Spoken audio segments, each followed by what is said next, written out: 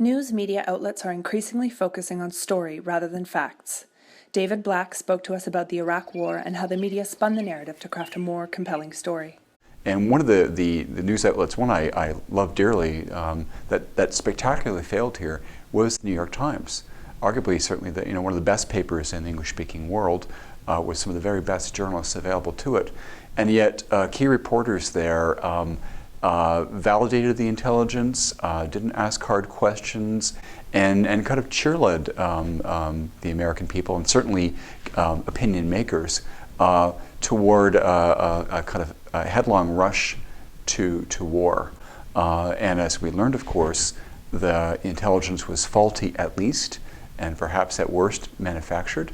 And $1 trillion of American treasure was spent.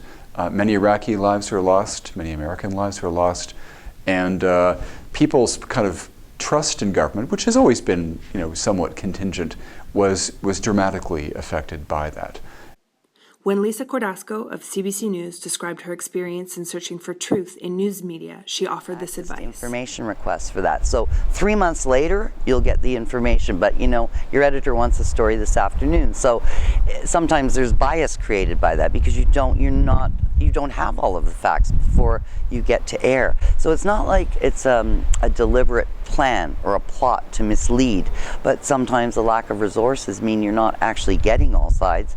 And you know what? I think relationships always work. If you have a relationship with someone in government, I mean a professional one with a journalist and a sort of a trusted source, then that's how you break through some of those information barriers. So I would say curiosity and developing relationships still, and being honest and true and trying to get more than one opinion at least. Try to find the counter opinion and get them to make their best argument too.